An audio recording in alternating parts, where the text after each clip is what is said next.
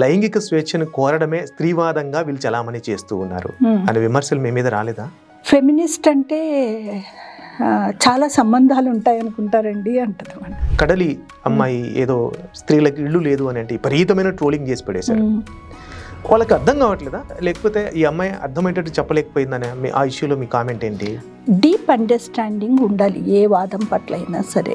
ఒక అమ్మాయి అట్లా ఓపెన్ గా ప్రేమ లేఖల్ని రాయడాన్ని అప్పుడు ఆ సమాజం ఎలా చూసింది?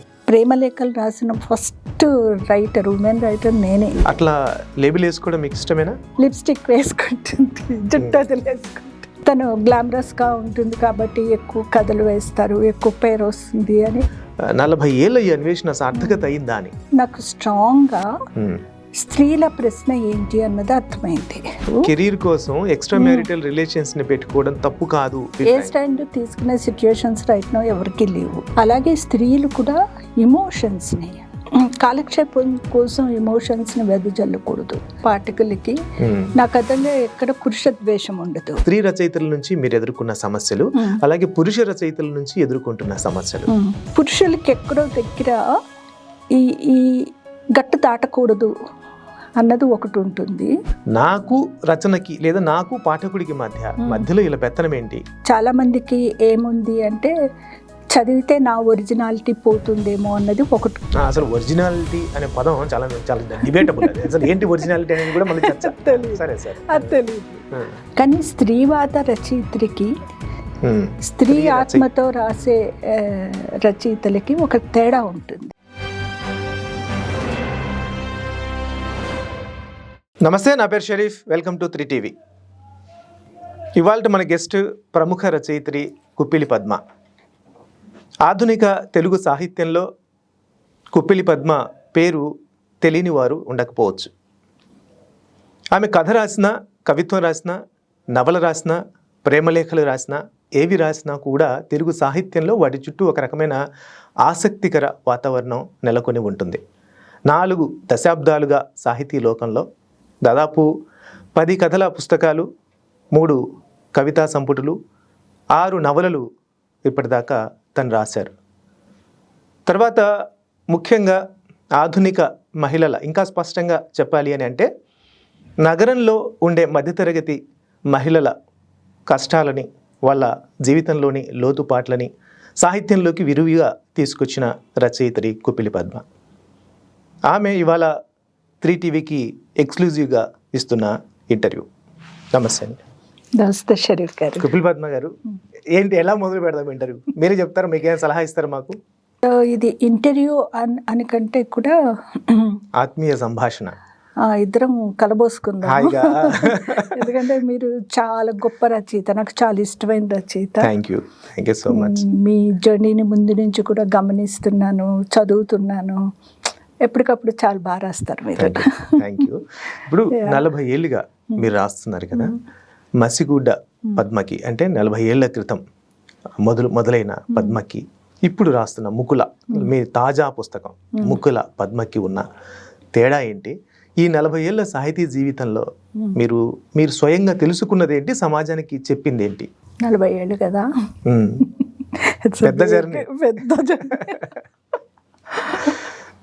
నేను కొంచెం చాలా చిన్నగా ఉన్నప్పుడే మొదలు పెట్టినాను రాయటము. ఓకే. అంటే అసలు అప్పటికి అంటే ఇప్పుడు ఎవరైనా చెప్తే కూడా అంత బిలీవబుల్గా ఉండిన విషయం ఏంటంటే నేను చాలా మాట్లాడలేని, చాలా నిశ్శబ్దంగా ఉండే ఇంట్రోవర్ట్లా ఉండేదాన్ని నేను. ఇప్పుడు చిన్నప్పుడు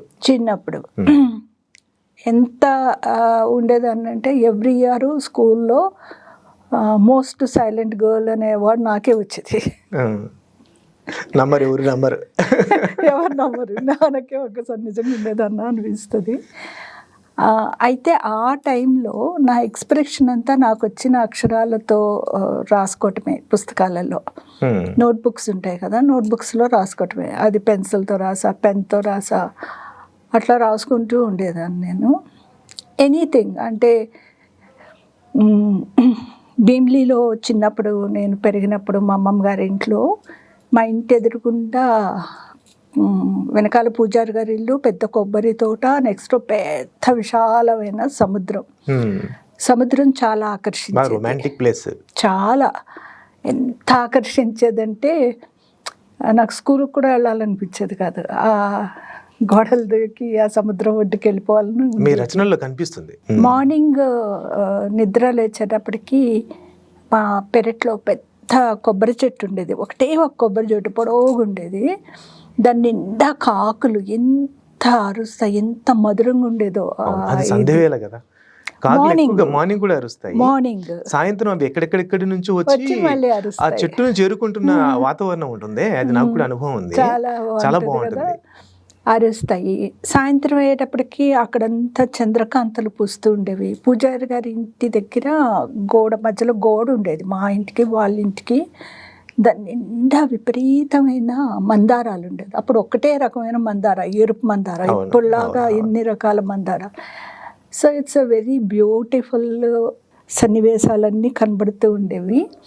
పువ్వులు, పక్షులు, సముద్రము అట్లా చూస్తూ వాటి గురించి రాసుకుంటూ ఉన్న టైంలోని నేను చిన్న చిన్న పోయమ్స్, కథలు అవి రాస్తూ ఉన్నప్పుడే నా మొదటి సంకలనం మనసుకో దాహం. దాంట్లో ఉన్న కథలన్నీ కూడా ఆల్మోస్ట్ అడాలసెంట్ ఏజ్లో రాసుకున్నవి, టీనేజ్లో రాసుకున్నవి. అప్పుడు మీరు ఆ ఏజ్లో ఉన్నారు కాబట్టి ఆ ఏజ్లోనే ఉన్నాను నేను, అందుకే అదే రాసుకున్నా. అప్పుడు నాకున్న, అందుకే దాని నిండా ఉన్న అన్నిటి నిండా పువ్వులే ఉంటాయి. మొదటి కథ కూడా అద్భుతంగా ఉంటది, మానసికం. ఆ అమ్మాయి ఆ ఏజ్ లో డైవర్ట్ అవ్వడానికి ఆస్కారం ఉన్నా కూడా మెల్లమెల్లగా డైవర్ట్ అవుతూ మళ్ళీ చివరిలోకి వచ్చి రియలైజ్ అవ్వడం తనకు తానే, చాలా బాగుండేది. అదే ఆ కథ ఆంధ్రప్రభలో వచ్చింది, రాజేంద్ర గారు ప్రచురించారు. తర్వాత ఒకసారి ఏదో పని మీద ఆంధ్రప్రభకి వేరే వాళ్ళతో కలిసి వెళ్ళినప్పుడు ఆవిడేదో తనకు కావాల్సినవి ఇచ్చేసాక ఈ పాప ఎవరు అని అడిగిన. అరే మీకు తెలీదా, మీరు ఆవిడ కథలు వేస్తున్నారు కదా అంటే, ఏం కదా అన్నారు. మానసికం, ఆప్తస్వరం అంటే. ఆయన అసలు ఇలాగా చూసి, నేను చాలా పెద్ద వాళ్ళు రాస్తున్నారు అనుకున్నాను అన్నారు. లేదు నేనే రాస్తున్నాను అవి అన్నాను. అంత అద్భుతమైన వాక్యం అంటే మీరు ఏమైనా సవరించారా కథని? ఇప్పుడు అట్లేం లేదు కదా, మీరు పుస్తకం వేసుకుంటున్నప్పుడు అలాగే మీకు ఆ తక్కువ ఏజ్ లోనే అంత అద్భుతమైన వాక్యం, ఆ కథన మీద ఉన్న పట్టు ఎలా సాధ్యమైంది? ఒకటి చదవటం అండి. నేను చాలా చిన్నప్పటి నుంచి చదవటం అనేది చాలా ఎక్కువ చదివేది. చదవడం వేరు, రాయడం వేరు. చదవటం వల్ల తర్వాత మనకి స్వభావ సిద్ధంగా కూడా ఒక క్రియేటివ్ ఎబిలిటీ ఉన్నప్పుడు వాక్యం శుభ్రంగా వస్తుంది. అది ఎక్కడి నుంచి వచ్చింది అంటే, బహుశా మీకు ఏమన్నా నేపథ్యం ఉందా ఎవరైనా అట్లా అని నా ఉద్దేశం. అట్లా ఏం లేదు, మీరు సొంతంగా పుస్తకాలు చదవటం ఒకటి. అందులో నాకు ఎవరిది ఇన్బైబ్ అయిందో నా లోపల అన్నది నేను చెప్పలేను, కానీ నాకంటూ ఒక సొంత వాక్యం అయితే వచ్చింది. అది మట్టుకు చాలా మంది చెప్తారు, నాకు కూడా తెలుసు సొంత వాక్యం అనేది ఉంది నాకు. సో మీరు అడిగినది ఏంటంటే మసిగుడ్డ కథ, ఆ మానసికం కథ కానీ అందులో ఉన్న పూల జలపాతం, ఈ కథలన్నీ కూడా విమెన్ టోన్తో ఉంటాయి. చాలా గొప్ప కథ మసిగుడ్డ కథ. తల్లిని మసిగుడ్డతో, కానీ మసిగుడ్డ దగ్గరికి వచ్చేటప్పటికి నాకు స్ట్రాంగ్గా స్త్రీల ప్రశ్న ఏంటి అన్నది అర్థమైంది. స్త్రీల హృదయం మనసుకోదాహంలో ఉన్న కథలన్నిట్లో వస్తే అదొక స్ట్రాంగ్ పర్సెప్షన్తో చెప్పటం అనేది మాత్రం మసిగుడ్డతో వచ్చింది. అక్కడి నుంచి ముక్కులాకు వచ్చేటప్పటికి ఇన్నేళ్ల నా జర్నీలో వ్యక్తిగతము, సామాజికము, రాజకీయము ఇవన్నీ కూడా స్త్రీల జీవితాలని, ఎనీవన్ మగవాళ్ళ జీవితాలైనా స్త్రీల జీవితాలనైనా ఎలా డిఫైన్ చేస్తుంది అన్నది నాకు ప్రస్ఫుటంగా అర్థమైన జర్నీ మాట. అంటే ముక్కుల కథలో ఆ పిల్లలు చాలా చిన్న పిల్లలు, 20 ఏళ్ళు 18 ఏళ్ల పిల్లలు. మనం చాలా సాధించాము, కానీ ఇంకా పిల్లలు హాయిగా బయటికి వెళ్తే ఒక ఇన్సెక్యూరిటీ ఉండే విషయం నిండిన సమాజం ఉంది, దాన్ని ఎట్లా తీసేయాలి అనుకున్నప్పుడు అది వ్యక్తుల ద్వారా పోదు, సామాజిక చైతన్యం ఉండాలి, రాజకీయ చైతన్యం ఉండాలి. బాగా చెప్పారు. సో మసిగుడ్డ నుంచి ముక్కుల వరకు చూసుకుంటే, మసిగుడ్డ ఏమో ప్యూర్గా స్త్రీలకి, కుటుంబ జీవితంలో స్త్రీలకి ఎదురవుతున్న రెగ్యులర్ సమస్యలు, వాళ్ళకి గుర్తింపు లేకపోవడం, అదంతా ఒక పద్ధతి అయితే, మెల్లగా అక్కడి నుంచి మొదలైన కుపిలి పద్మ ఎక్కువగా స్త్రీ పురుష సంబంధాలకు సంబంధించిన అంశాల మీద ఫోకస్ చేస్తూ రాయడం వరకు జర్నీ చేశారు. మీరు 40 ఏళ్ళుగా స్థూలంగా ఎక్కువ మీ సాహిత్యాన్ని గమనించినట్లయితే స్త్రీ పురుష సంబంధాల మధ్య ఏదో ఒక చిన్న అన్వేషణ కనిపిస్తూ ఉంటుంది. ఆ అన్వేషణలో మీరు సక్సెస్ అయ్యారా?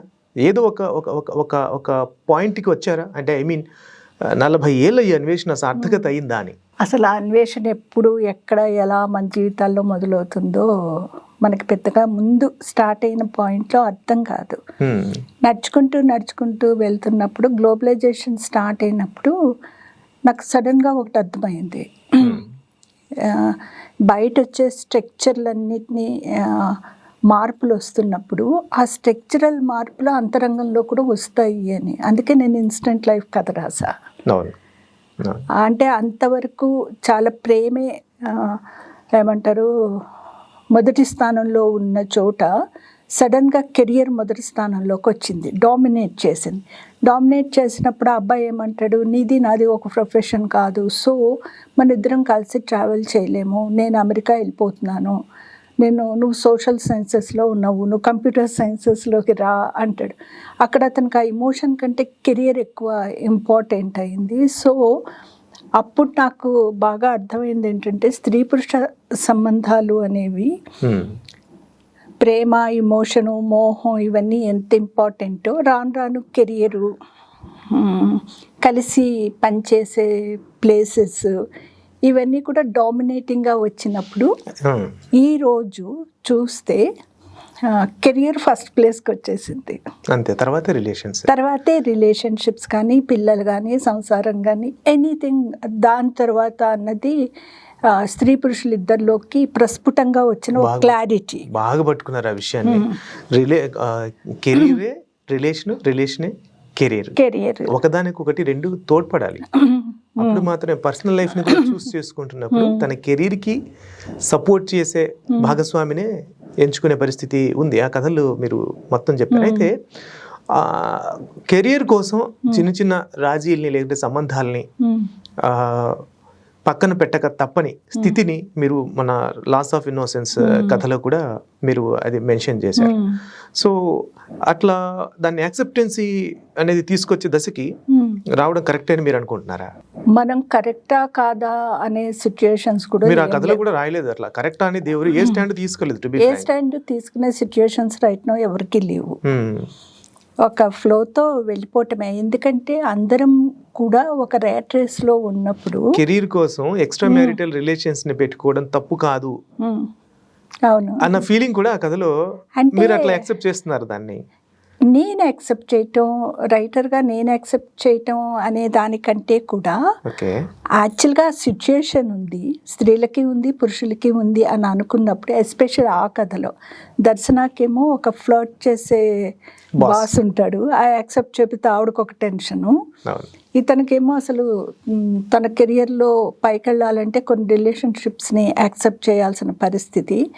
సో ఇక్కడ నా పర్సనల్ ప్రేమ ఇంపార్టెంటా, కెరియర్ ఇంపార్టెంటా అని వాళ్ళిద్దరూ ఆలోచించుకున్నప్పుడు ఇద్దరికి కెరియర్ ముందు నిలబడింది. మొదటేమో భర్తని అపార్థం చేసుకుంటుంది, ఇన్సెక్యూరిటీకి గురవుతుంది. అలాంటి సిచ్యువేషనే తన ఉద్యోగ జీవితంలో ఎదురైతే తనని అర్థం చేసుకుని ఇగ్నోర్ చేసేస్తుంది. అంటే తన జీవితం తంది, తన జీవితం. అంటే ఇవన్నీ ఒక టెంపరీగా వస్తున్న మార్పుల్లోంచి ఒక్కొక్కళ్ళం ఒక్కొక్క అడుగులు వేస్తున్నప్పుడు, అందుకే ఆ కథకి ద లాస్ ఆఫ్ ఇన్నోసెన్స్ అని పెట్టినప్పుడు మొదట ఒక ప్రకృతి అదంతా చూసి చాలా సంతోషపడే అమ్మాయి రాను అమాయకత్వాన్ని కోల్పోతూ ఉంటుంది జీవితాల్లో. ఆ కథ అసలు అమ్మాయిలు అబ్బాయిలు ఎంత రిలేట్ అయ్యారంటే నా దగ్గర కట్టలు ఉన్నాయి వాళ్ళు పంపిన ఎస్ఎంఎస్లు కానీ వాట్సాప్లు కానీ. అదంతా ఎందుకు అంటే దాన్ని మనం యాక్సెప్ట్ చేస్తామా లేదా అన్నది పక్కన పెడితే అటువంటి ఒక ఇరుకైన సిచ్యుయేషన్లో జీవితాలు వచ్చేసినాయి. అది ఎట్లా దాన్ని డీల్ చేస్తారు అన్నది ఎవరికి సంబంధించిన వాళ్ళ పర్సనల్ చాయిస్. చాలా బాగుంది కథ. తర్వాత ఒక స్త్రీగా మీరు రచనలు చేస్తున్నప్పుడు సాహిత్య జీవితంలో అంటే సో కాల్డ్ ప్రోగ్రెస్ అని అనుకుంటున్న ఈ సర్కిల్లో మీరు ఎదుర్కొన్న సమస్యలు అంటే ఏం లేవా? ఎందుకుండో ఉంటాయి కదా. వెంటనే ఒక ముద్ర వేసేస్తారు కదా, ఇవన్నీ తను రాయట్లేదు, ఎవరితోనూ రాయిస్తున్నారు, ఇట్లాంటి ఏదో ఒక చాలా చాలా అంటారు. అప్పుడప్పుడు ఇప్పుడు నవ్వు వస్తూ ఉంటది కొన్నిసార్లు. ఆ మనిషి ఇప్పుడు డౌట్ తీర్చారు అందరివి, కుపిలి పద్మ కాదు రాస్తుంది, కుపిలి పద్మనే రాస్తుందని నమ్మకం కలగడానికి. ఐ విష్ అండి, అంటే మొదట్లో అట్లా విన్నప్పుడు ఎస్ నాకు కూడా ఎవరైనా రాసేవాళ్ళు ఉంటే బాగానే ఉంటుంది కానీ బట్ నో వన్ కదా, కనీసం దిద్దు పెట్టే వాళ్ళు కూడా లేరు కదా. కాకపోతే మేము రాజమండ్రిలో ఉన్నప్పుడు సాహితీ వేదిక అనే ఆర్గనైజేషన్ ఉండేది చిన్నది, దానికి నేను వెళ్తూ ఉండేదాన్ని అక్కడికి. అక్కడ 15 రోజులకు ఒకసారి ఒక కథ రాయాలి, లేదా చదివిన కథ మీద డిస్కషన్ చేయాలి, ఇవంతా ఉంటాయి. మళ్ళీ డిస్కషన్ దగ్గర అగైన్ నాకు రాదు, ఎందుకంటే నేను కొంచెం అంత మాట్లాడను అని చెప్పినాను కదా. కాకపోతే కథ రాసుకొని ఒకసారి వెళ్ళి చదివినప్పుడు ఎవరు మాట్లాడలా, అందరూ పెద్ద పెద్ద వాళ్ళు, అసలు అక్కడ ఎంతెంత పెద్దవాళ్ళు ఉన్నారు, ఎవరు మాట్లాడలా. ఏమన్నా కథ బాగాలేదో ఏమోలే అని నేను వెళ్ళిపోయినాను. తర్వాత రోజు అందులోనే ఉండే ఒక ఇప్పుడు ప్రసిద్ధ కవయిత్రి ఆమె వచ్చారు, ఇప్పుడు ఆవిడ లేరు కానీ ఆవిడ వచ్చారు. వచ్చి ఇది ఆ కథ అన్నారు. మీకు ఈ కథ ఏంటండి అంటే, ఏంటో ఒక అద్భుతమైన కథ రాసామంట కదా, తొందరగా ఇవి నాకు అన్నారు. ఆవిడ కథ చదివి, అందుకే వాళ్ళు షాక్ అయిపోయారంటే, ఈ కథ చదివి ఇంత చిన్నగా ఉంది, ఇంత పెద్ద కథ. తృష్ణ అని కథ మాట. సో నాకు అంత చిన్నప్పటి నుంచి రాసే అలవాటు ఉంది. అప్పుడు ఆ కథ అప్పుడే ఆర్ఎస్ సుదర్శనం గారు, మహేష్ గారు, గోపీచంద్ వీళ్ళందరూ చాలా చెప్పినారు నాకు. తర్వాత ఎంత బాగా రాసినావు ఆ కథ అని చాగంటి శరత్ బాబు గారు వీళ్ళందరూ. సో ఇట్లాంటి కామెంట్స్ వచ్చినప్పుడు నేనేమనుకుంటున్నానంటే, ఇలా ఎలా అంటారు అన్నది నాకేం కోపం వచ్చేది కాదు. బేసికలీ నాకు కోపం ఏం పెద్దగా రాదు, నాకు కోపం ఏం వచ్చేది కాదు, నవ్వుకునేదాన్ని. నేను ఎవరికేం ప్రూవ్ చేయాలని కూడా అనుకునేదాన్ని. అవసరం కూడా లేదు. ఒక స్త్రీ సరిగా రాయకపోతే ఇగ్నోర్ చేస్తారేమో కానీ బాగా రాస్తూ ఒక ఉనికి కోసం ఈవిడికి ఎంత తెలివి ఉంటుందా, ఎంత క్రియేటివ్ ఎబిలిటీ ఉంటుందా అన్నది అప్పట్లో ఉండేదేమో. అట్లానే నాకు మైదానం దాని దగ్గరికి వస్తాను, పురుషులు దాని దగ్గరికి వస్తాను. మైదానం సృష్టించిన సంచలనం, దాంట్లో మీరు మొదలుపెట్టిన కొన్ని ప్రపోజల్స్, దాని మీద కూడా చర్చ పెడతాము. అయితే నేనేమంటానంటే, స్త్రీ రచయిత్రుల నుంచి మీరు ఎదుర్కొన్న సమస్య, ఒక రచయిత్రిగా ఎదుగుతున్న క్రమంలో, అంటే ఒక మామూలు రచయిత్రిగా కాకుండా తనదైన ప్రత్యేక స్వరం ఉన్న ఒక రచయిత్రిగా ఎదుగుతున్న క్రమంలో స్త్రీ రచయితల నుంచి మీరు ఎదుర్కొన్న సమస్యలు, అలాగే పురుష రచయితల నుంచి ఎదుర్కొంటున్న సమస్యలు ఏంటి? నేను పురుషుల నుంచి ఏమి ఎదుర్కోలేదు, ఏమి కంప్లైంట్స్ లేవా? ఇప్పుడు నేను చెప్పిన కామెంట్ కూడా పురుష రచయితలు చేస్తుంది కదా, కాదా? ఏమో మరి నా జోలికి అట్లా ఏమి రాలేదు, నా చెవుల్లో పడలేదు. ఈవెన్ నాకు పాఠకులు కూడా ఎక్కువ పురుషుల నుంచే. నాకు చాలా ఇంతమంది ఉంటారు, బోళ్ళు మంది చదువుతారు. సో మొదటి నుంచి నాకు అబ్బాయిలతో ఏమి సమస్యలు లేవు. బాగానే రిసీవ్ చేసుకున్నారు, చాలా రిసీవ్ చేసుకున్నారు, చాలా ఆలోచించారు. ముఖ్యంగా వాళ్ళకి బాగా నచ్చిన విషయం ఏంటంటే, పాఠకులకి నా కథల్లో ఎక్కడ పురుష ద్వేషం ఉండదు, పురుషులను కోపట్టం అట్లా ఏముండదు. పైగా చాలామంది అమ్మాయిలు, అసలు ఇట్లాంటి అబ్బాయిలు ఎక్కడుంటారు, మాకు చెప్తావా అంటారు అన్నమాట. అంత బాగుంటారు. వాళ్ళకి ఏమి రియలైజేషన్ వస్తుందంటే, చాలా చిన్న చిన్న విషయాలలో, పెద్ద విషయాలు వేరు, స్త్రీలని చదువుకొనివ్వడం, ఉద్యోగం చేయటం, ఇట్లాంటి విషయాలు వేరు, చాలా మైన్యూట్ విషయాలు ఉంటాయి షేరింగ్లో. అట్లాంటి విషయాలన్నీ కూడా కథల వల్ల వాళ్ళు నేర్చుకున్నామని చెప్పేవాళ్ళు చాలామంది ఉన్నారన్నమాట. సో నాకు పెద్దగా అంటే నేను పాఠకుల నుంచి తరపు నుంచి మాట్లాడగట్లా, ఇది సాహిత్య జీవితం అనేది, సాహిత్య లోకం అనేది చాలా ప్రోగ్రెసివ్ అనే భావజాలం ఉంది. అదే సమయంలో అది చాలా సంకుచితం అనే విమర్శలు కూడా మనం రెగ్యులర్గా ఎదుర్కొంటూ ఉన్నాం. వీళ్ళు ఊరికే రాయడానికి మాత్రమే తప్ప, ఒక తోటి స్త్రీలు కానీ, లేకపోతే ఎవరైనా, లేకుంటే సబాల్టన్ వాయిస్ ఎవరైనా వినిపిస్తున్న వాళ్ళు మెయిన్ స్ట్రీమ్ సాహిత్యంలోకి వచ్చేస్తున్నారు అని అంటే, వాళ్ళ మీద వెంటనే ఒక లేబిల్స్ వేయడం, క్యారెక్టర్ అసాసినేషన్ చేయడం, ముఖ్యంగా స్త్రీల విషయంలో మాత్రం అలాంటిది ఇంకా ఎక్కువ ఉంటుంది అనేది బయట టాక్ అన్నమాట. సో ఉంటుంది, ఉండదని ఏమీ లేదు. ఎందుకంటే స్త్రీలు చాలా రకాలుగా చాలా ఎదుర్కొంటారు. స్త్రీల నుంచి స్త్రీలు ఎదుర్కొన్నప్పుడు ఏమవుతుంది అంటే, పురుషులకి ఎక్కడో దగ్గర ఈ గట్టు దాటకూడదు అన్నది ఒకటి ఉంటుంది, లేదా ఈ గీత వాళ్ళు దాటితే మాట్లాడటానికి మనకు ఆపోజిట్ జెండర్ కాబట్టి మనం మాట్లాడగలుగుతాం.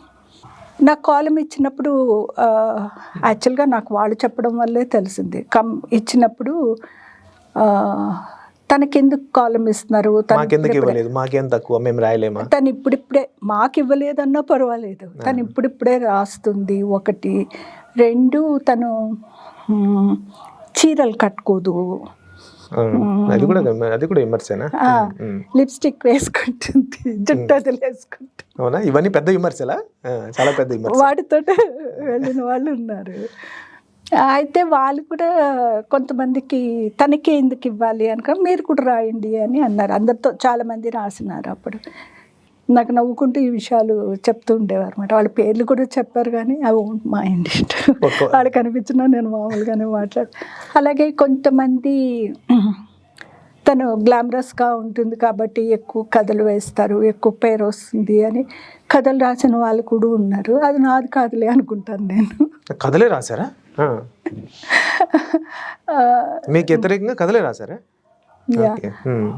వాసిరెడ్డి సీతాదేవి గారు అట్లా రాసిన వాళ్ళని కూడా మంచి జబ్బ బలం ఉన్న రైటరు అమ్మాయిని అట్లా ఎట్లా అంటారు మీరు.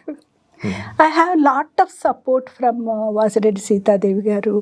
ఇట్లా పెద్దవాళ్ళ నుంచి చాలా సపోర్ట్ ఉండేది నాకు. ఇప్పుడు ఈ తరం విషయంలో మీ అబ్జర్వేషన్ ఏంటి? ఇప్పుడు కొత్తగా చాలా మంది రాస్తూ ఉన్నారు. మీకున్న వాతావరణమే వీళ్ళకు ఉందా, లేకపోతే కొద్దిగా డెమోక్రటైజ్ అయిందా? నేను రాసినప్పుడు నాకున్న గొప్ప అవకాశము ఏంటంటే నాకు వండర్ఫుల్ ఎడిటర్స్ అండి, చాలా చాలా వండర్ఫుల్ ఎడిటర్స్. అప్పుడే వస్తున్న పల్లకి, స్రవంతి, వీటిల్లో విక్రమ్ గారు, మల్లాది గారు వీళ్ళందరూ ఉండేవారు ఎడిటర్స్గా. తర్వాత వీరేంద్రనాథ్ గారు కూడా ఉన్నారు. స్రవంతికి అనుకుంటా ఉన్నప్పుడు నేను పడగ నీడలో నవలు కూడా రాసిన. ఆ తర్వాత రాజేంద్ర గారు, పురాణం గారు, నా మొట్టమొదటి ఎడిటర్ పురాణం గారు, పోయం రాసిన పెద్ద వాళ్ళంతా విన్నారు. తర్వాత ఏబికే ప్రసాద్ గారు, సతీష్ చంద్ర గారు, కె శ్రీనివాస్ గారు, త్రిపుణేని శ్రీనివాస్ మజగుడు కథ చేసింది. మజగుడు అంతకుముందు 2 ఏళ్ళ క్రితం రాసాను ఆ కథ. జ్యోతిలోనే ఉంది కదా, అది ఎందుకో వేయలా వాళ్ళు. ఒకసారేమో బాపు గారి బొమ్మ కోసం పంపించాలండి అని అన్నారు, కానీ వేయలా. శ్రీను అడిగారు ఏదైనా కథ ఉంటే పంపంటే, అక్కడే ఒక కథ ఉంది నాది అంటే, అది ఇప్పుడు ఎక్కడ వెతుకుతాను, నీ దగ్గర ఉంటే కాపీ పంపంటే పంపితే, పంపిన మరుక్షణమే నెక్స్ట్ వీకే వచ్చేసింది ఆ కథ మజగుడ్డ. చెరమస్టర్ దాని మీద ఒక ఉత్తరం రాశారు. ఇట్లా మీకు ఎడిటర్లు అప్పుడు బాగుండేవాళ్ళు, చాలా బాగా. ఇప్పుడు ఎడిటింగ్ అవసరం లేదని కదా గొడవ. అప్పుడు కూడా ఎడిటర్స్, మీరు ఎంత పెద్ద వాళ్ళ పేర్లు చెప్పినా కూడా వాళ్ళందరూ, వసంతలక్ష్మి గారు నాకు ఇంకో మంచి ఎడిటర్. సో ప్రాబ్లం ఏంటంటే ఇప్పుడున్న తరానికి ఎడిటింగ్ లేదు. అంటే ఇప్పుడు మీరున్నప్పుడు, మీరు మొదలైనప్పుడు కేవలం పత్రికలు మాత్రమే ఉన్నాయి కాబట్టి, పత్రికలకి ఒక సిస్టమ్ అంటూ ఉంది కాబట్టి మొదటి నుంచి, సో అక్కడ ఎడిటర్ వ్యవస్థ అవసరమైంది. ఇప్పుడు మొత్తం టెక్నాలజీ మారిపోయింది, రకరకాల మాధ్యమాలన్నీ వచ్చేసాయి. ఇప్పుడు కూడా ఎడిటర్ అవసరం అనుకుంటున్నారా మీరు? అంటే ఎడిటర్ ఇప్పుడు నాకున్న పబ్లిష్ అవుతున్నప్పుడు ఎడిటర్ అవసరం అనేది ఒక పద్ధతి, అది ఓకే. కాదు యాక్చువల్గా మేము కథలు రాసినప్పుడు, మీరు కూడా రాశారు ఎడిటర్స్ ఉన్న కాలంలోనే, మనం రాసినప్పుడు ఒక కథ పంపుతాము, లేదా వాళ్ళు ఈ ఇష్యూ ఇస్తున్నాం మాకు ఒక కథ ఇవ్వండి అంటే ఇస్తాము. ఇండియా టుడే అలాగ అడిగినప్పుడే ఇచ్చేవాళ్ళం. వాసుదేవరావు గారు ఇట్లా ఇచ్చినప్పుడు ఆ కథ మెరిట్ ఉంటేనే వాళ్ళు వేసేవాళ్ళు. ఎప్పుడైనా 1-2 వాక్యాలు ఎవరికైనా మార్చాలని ఉన్నా అలాంటివి ఏమైనా చెప్పేవాళ్ళేమో. నాకైతే ఫోన్ చేసి అడిగేవాళ్ళు, మారుస్తామండి మీకు అభ్యంతరం లేకపోతే అలా ఉండేవాళ్ళు అడిగేవాళ్ళు.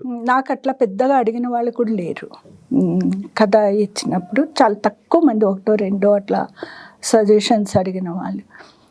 సో దాట్ మనం ఎప్పుడైనా ఒక పత్రికలో ఒక ఎడిటర్ మనకి రైటర్కి మధ్య, ప్రచురణకి మధ్య ఉన్నప్పుడు మనం ఏది పడితే అది రాయలేము, ఇవ్వలేము. తర్వాత మనకి దాన్ని ఏమంటారంటే, వీళ్ళు ఆలోచిస్తారు ఈ కథ బాగుందా బాగాలేదా, ఇది పబ్లిషింగ్ ఐటమా కాదా అన్నది ఆలోచిస్తారు. ఈ జనరేషన్ ఏంటంటే, నాకు రచనకి లేదా నాకు పాఠకుడికి మధ్యలో ఇలా పెత్తనం ఏంటి, ఏది నేను డెలివరీ చేయాలో ఏది డెలివరీ చేయకూడదో చెప్పడానికి వాళ్ళెవరు అనే ఒక వాదన కూడా మొదలైంది. మీరు చూసే ఉంటారు చర్చలో, ఎలాగో మీరు ఫేస్బుక్ లో ఎలాగో యాక్టివ్ గా ఉంటారు. అంటే ప్రతి కాలము కూడా ప్రతి కాలము జనరేషన్ కి టెక్నాలజీ పరంగా ఒక వెసులుబాటు వస్తుంది. ఇప్పుడు నేను ఫస్ట్ కథలు రాసిన తర్వాత నా పుస్తకం వేసుకున్నప్పుడు అప్పటికే పబ్లిషర్స్ వెళ్ళిపోయినా నేను సొంతంగా వేసేసా, ఒక ముక్తా పబ్లికేషన్ పెట్టి వేసేసా. అప్పుడు నాకంటే ముందు తరంగా ఉన్న వాళ్ళందరూ కూడా ఈ తరం వాళ్ళకి చొరవ ఎక్కువ చప్పన వేసుకోగలిగినారు అని అన్నారు. సో ఆ టెక్నాలజీ వచ్చినప్పుడు, టెక్నాలజీ ఒక వెసులుబాటు ఇచ్చినప్పుడు కొన్ని కాన్ఫిడెన్స్ లెవెల్స్ కూడా పెరుగుతాయి జనంకి. అంటే రిసీవ్ చేసుకునే విషయంలో ఇప్పుడు యాక్చువల్లీ మనకి ఈ చర్చ అంతా ఎక్కడ మొదలైంది, మీరు నేను మాట్లాడుతున్నాను అంటే మీరున్నప్పుడు రిసీవ్ చేసుకునే పద్ధతికి ఇప్పుడు ఒక కొత్త రచయిత్రి, ఒక ఆడపిల్ల రాయడానికి వస్తుంది, కాస్త ప్రోగ్రెసివ్గా రాస్తుంది, ఎవరికి మింగుడు పడని విషయాలు కూడా ఈ మధ్య చాలా మంది రాస్తూ ఉన్నారు స్త్రీ రచయితలు. అలాంటప్పుడు రిసీవింగ్ మీ కాలంలో బాగుండేదా, ఈ కాలంలో బాగుందా అనేది నా పాయింట్ అంతే. అంటే ఇప్పుడు నా గమనింపులో లేదా నాతో అమ్మాయిలు కానీ అబ్బాయిలు కానీ మాట్లాడినప్పుడు నాకు ఎక్కువ అర్థమైంది ఏంటంటే చాలా మందికి చదవడం పట్ల ఆసక్తి లేదు. వాళ్ళకి చాలా మందికి ఏముంది అంటే చదివితే నా ఒరిజినాలిటీ పోతుందేమో అన్నది ఒకటి చాలా మందికి ఉంది. అదేంటో నాకు అర్థం కాదు, ఎందుకంటే బికాస్ నేను ఆ కేటగిరీ చెందను కాబట్టి నాకు తెలియదు. నేను ఇప్పటికీ రోజు చదువుతా, అందుకని తెలియదు. అసలు ఒరిజినాలిటీ అనే పదం చాలా చాలా డిబేటబుల్. అది అసలు ఏంటి ఒరిజినాలిటీ అనేది కూడా మళ్ళీ తెలియదు, అది తెలియదు. ఇంకొక చాలా చిత్రమైన విషయం ఏంటంటే ముఖ్యంగా అమ్మాయిల నుంచి నేను వింటున్నది, వాళ్ళు ముందు మాటకో ఏదైనా వెనక మాట ఏదో రాయమని పంపుతారు. పంపి వాళ్ళు ఫస్ట్ చెప్పే డిస్క్లైమర్ ఏంటంటే నేను ఫెమినిస్ట్ని కాదండి అంటారు. సరే, ఓకే.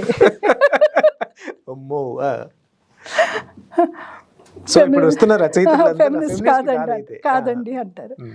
ఓకే, మళ్ళీ కొంచెం మాట్లాడాక కానీ నేను స్త్రీల పట్లే రాస్తానండి, స్త్రీల గురించే రాస్తానండి అంటారు. అంటే వాద ముద్ర ఎందుకు అనేది బహుశా కాదు, అది కూడా కాదు. నాకు కొంచెం మాట్లాడాక ఫెమినిస్ట్గా అనిపించుకోవడానికి ఏంటి అభ్యంతరమో అన్నాను.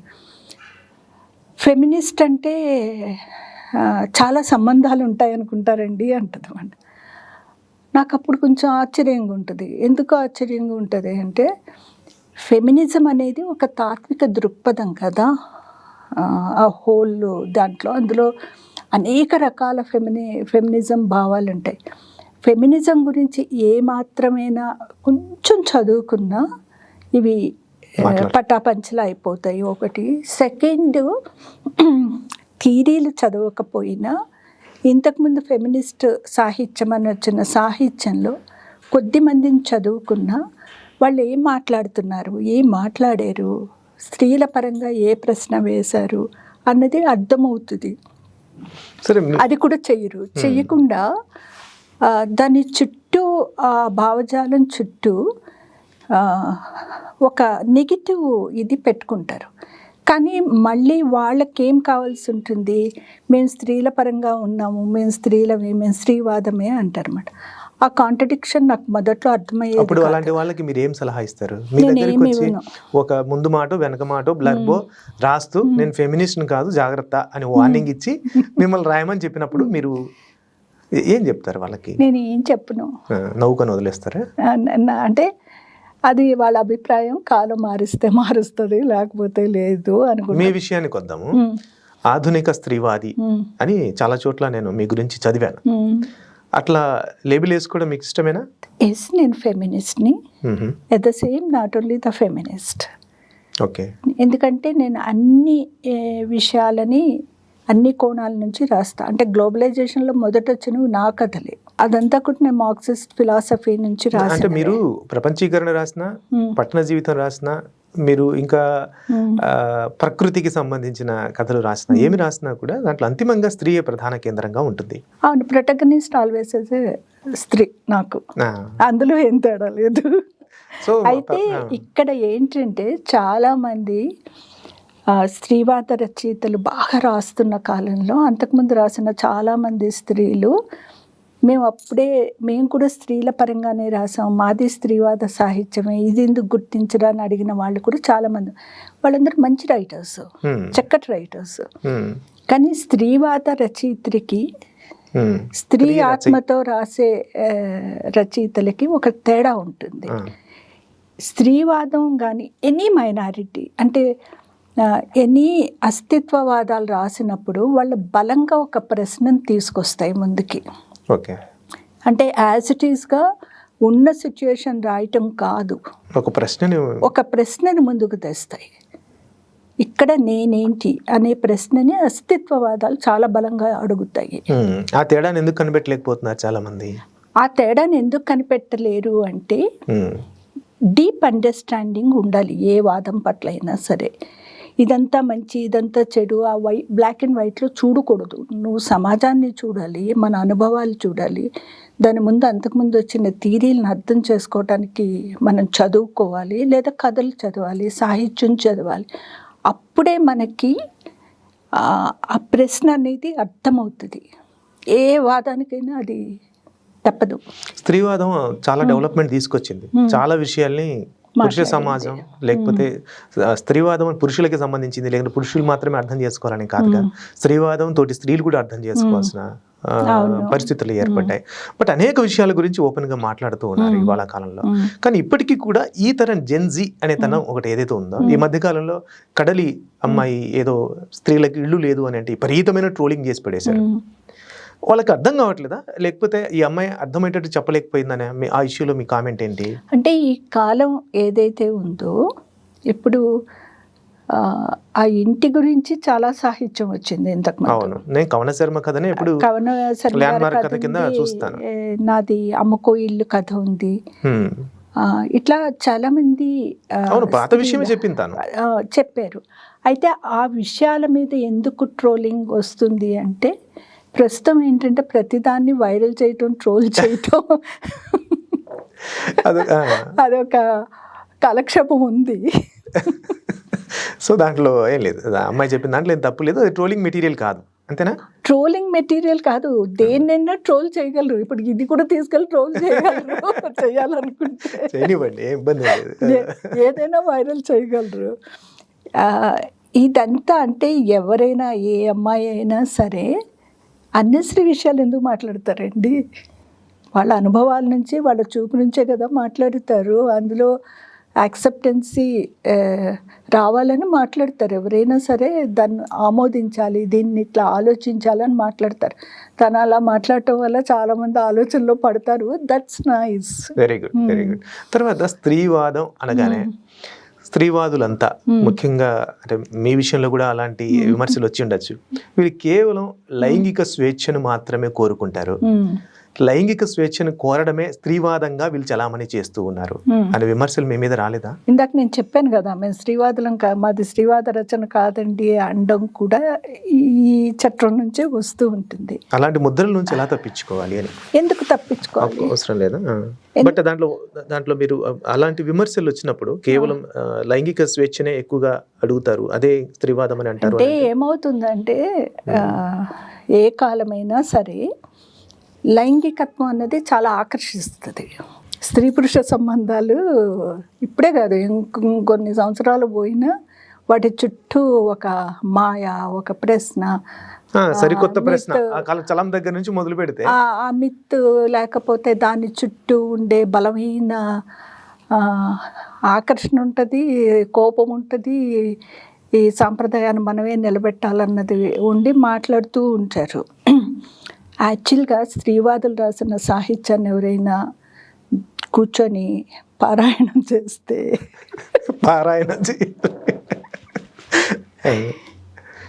ఎన్ని విషయాలు మాట్లాడారు, చాలా విషయాలు మాట్లాడారు. మనకి ఎట్లా ఉంటుందంటే ఎక్కడ అటాక్ చేయడానికి అవకాశం ఉంటుందో పట్టుకొని మనల్ని డౌన్ చేయడానికి మాట్లాడుతూ ఉంటారు. మీ రచనలు ఎక్కువగా అలాంటి విషయాలే లేవా? బోల్డ్ ఉన్నాయి. మరి అవే ఎక్కువ ఉన్నాయా? చాలా ఉన్నాయి. ఎందుకుంటాయి అంటే అదే పెద్ద సమస్య. ఇప్పుడు గోడ అనే కథ ఉంది. గోడ అనే కథ నేను ఎప్పుడో రాసా. అది ఎవరో కథ గ్రూప్లో పెట్టినప్పుడు కింద కొన్ని వందల కామెంట్స్ వచ్చాయి. ఆ తర్వాత ఒక సినిమా వచ్చింది, నో అంటే నో, ఎస్ అంటే ఎస్ అని. ఎస్. దానికి ముందు 20 ఏళ్ళ ముందే నేను ఆ కథ రాసా. మీరు చాలా పనులు చేస్తారు. 90లోనే మీరు ప్రేమలేఖలు కూడా రాసేశారు. నేను అందుకే వస్తాను నెక్స్ట్ ఆ క్వశ్చన్ దగ్గరికి వస్తాను. చాలా విషయాలు మాట్లాడాలి.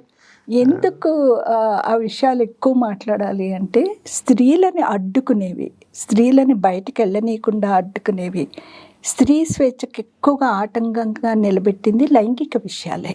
సో అంటే ఒక ఇష్టం లేని మ్యారేజ్ నుంచి బయటికి రావాలి అనుకుంటే అక్కడ ఒక లైంగికత్వం గోల, అంటే స్త్రీ పురుషుడు ఆస్తి అన్న గోలతోటి ఒక గోల ఉంటుంది.